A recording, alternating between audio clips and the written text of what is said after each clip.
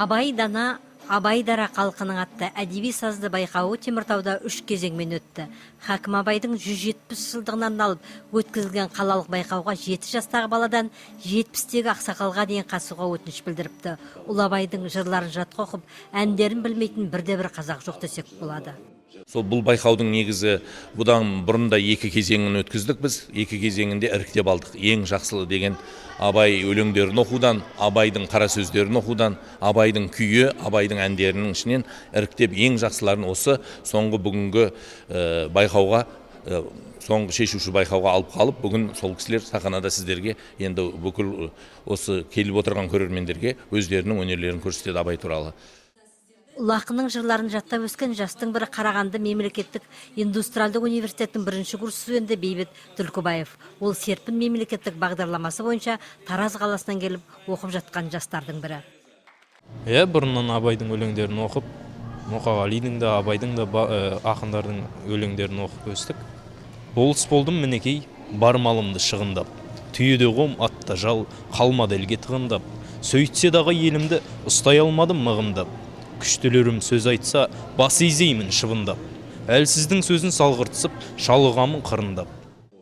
Байқауға қатысуға 60 адамнан өтініш келіп түсіпті. Олардың арасында өзге ұлттың өкілдері де бар. 14-ші орта мектептің 7-ші сынып оқушысы Денис Шестаков бүгін Ұлы Абай ақынның 3 өлеңін оқып байқауға қатысуды шешіпті. Ғылым таппай мақтанба, ғылым таппай мақтанба, орын таппай баптанба, құмарлығым шаттанба. Ойнап басқа күлуге, берс нәрседен қашық бол, берс нәрседен асық бол. Адам болам десіңіз, тілуін, өмірін алдында, оған қайғы жесіңіз. Өсек, өтірік мақтаншақ, еріншек бекер мал шашпақ, без дұшпанын білсіңіз. Ұйымдастырушылар байқауды жоғары деңгейде өткізуге күш салғандығы көрініп тұр. Тұңғыш президент тарихи мәдени орталығының фойесінде ұлы ақын жайлы арнайы көрме қойылған, ал мерекелік шара дана Абай ақынның өмір жолдары жайлы бейне баянмен ашылды. Бүгін марапаттау бәрін қорытындылап, сыйлықтай және алғыс хат, мадақтама хаттарымен марапаттау және 1-ші, 2-ші, 3-ші орындарға беру. Және спонсорлық еткен демеушілік жасағанда нелеріміз бар, олардың атынан әртүрлі мынандай сурет картиналары беріледі.